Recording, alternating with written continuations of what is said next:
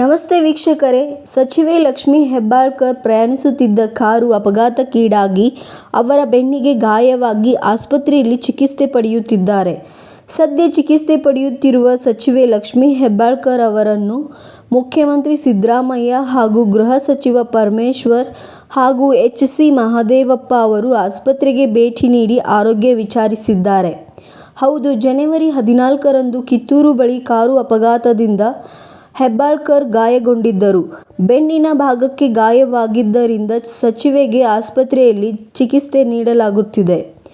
ಈ ಹಿನ್ನೆಲೆಯಲ್ಲಿ ಇಂದು ಆಸ್ಪತ್ರೆಗೆ ಭೇಟಿ ನೀಡಿದ ಸಿಎಂ ಸಿದ್ದರಾಮಯ್ಯ, ಗೃಹ ಸಚಿವ ಜಿ. ಪರಮೇಶ್ವರ್ ಹಾಗೂ ಸಚಿವ ಎಚ್. ಸಿ. ಮಹದೇವಪ್ಪ ಸಚಿವೆಯ ಆರೋಗ್ಯ ವಿಚಾರಿಸಿದ್ದಾರೆ.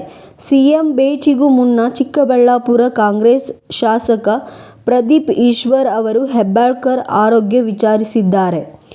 ಆಸ್ಪತ್ರೆಯಿಂದ ಹೊರಬಂದು ಮಾಧ್ಯಮಕ್ಕೆ ಪ್ರತಿಕ್ರಿಯೆ ನೀಡಿದ ಪ್ರದೀಪ್ ಈಶ್ವರ್, ಲಕ್ಷ್ಮೀ ಹೆಬ್ಬಾಳ್ಕರ್ ಚೇತರಿಸಿಕೊಳ್ಳುತ್ತಿದ್ದಾರೆ.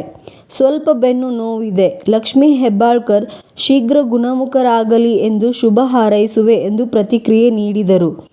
ಮಹಾತ್ಮ ಗಾಂಧಿಯವರನ್ನು ನೆಹರು ಹತ್ಯೆ ಮಾಡಿಸಿದ್ರು ಎಂಬ ಯತ್ನಾಳ್ ಹೇಳಿಕೆಗೆ ಪ್ರತಿಕ್ರಿಯಿಸಿದ ಪ್ರದೀಪ್ ಈಶ್ವರ್, ಮೊದಲು ಯತ್ನಾಳ್ಗೆ ಅವರ ಪಕ್ಷದ ಬಗ್ಗೆ ಗೌರವ ಬೆಳೆಸಿಕೊಳ್ಳಲು ಹೇಳಿ.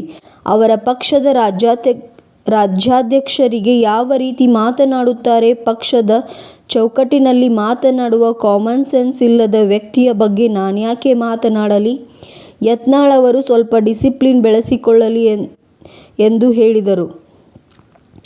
ಪ್ರಹ್ಲಾದ್ ಜೋಶಿ ಬಹಳ ಅಸಲಿ ಇದ್ದಾರೆ. ಅವರ ಸಾಧನೆಗಳನ್ನು ಶಿಖರ ಕಟ್ಟಿ ಸಾಕ್ಷಿ ಗುಡ್ಡೆ ಕಟ್ಟಿದ್ದಾರೆ.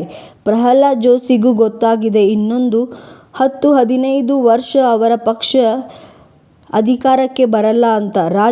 ರಾಜಕಾರಣಕ್ಕೆ ಬರಬೇಕು ಅಂತ ಆಸೆ ಇಟ್ಟುಕೊಂಡಿದ್ದರು.